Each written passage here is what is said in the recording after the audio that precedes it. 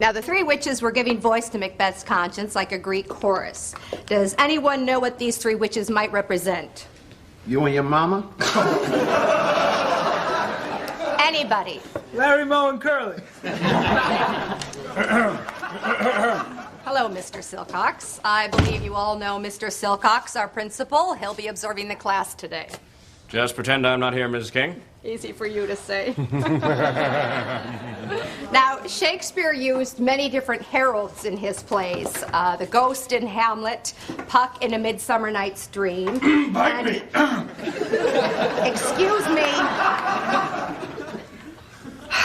Now, while many playwrights of the period chose to lampoon contemporary figures, Shakespeare stood out by basing his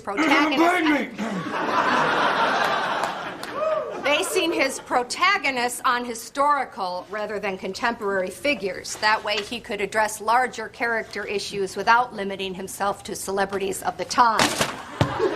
Sorry.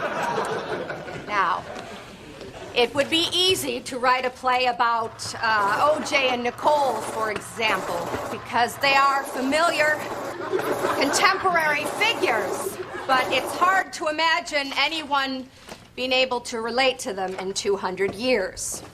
That's the challenge of any good writer, to take normal places and events and lift them to a level of universal understanding. Now, can anyone tell me why he chose to represent... Bite me! All right, Mr. Landis.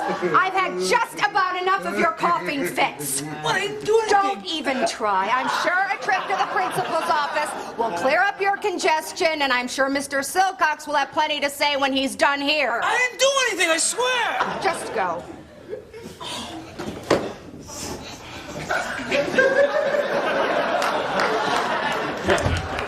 I'm sorry about that. Now, getting back to Shakespeare.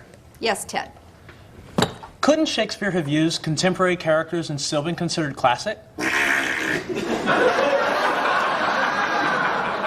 point, Ted. Does anybody want to comment on that? All right, Arthur.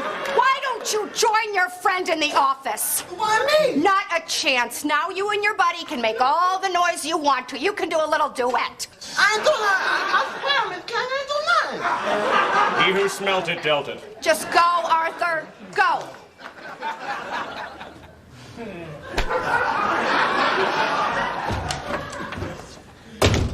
Let's just keep moving, shall we? Now, the parallels between Hamlet and Macbeth have been well documented. Both plays... All right, Bobby Silcox, that is all I'm going to take from you. Don't try and tell me that wasn't yours.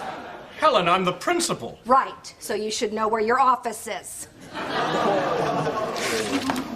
Man, this is a... Now!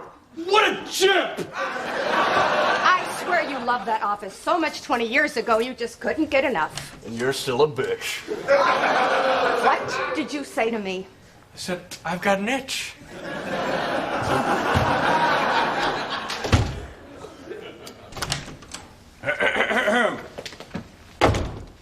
Well, well, well.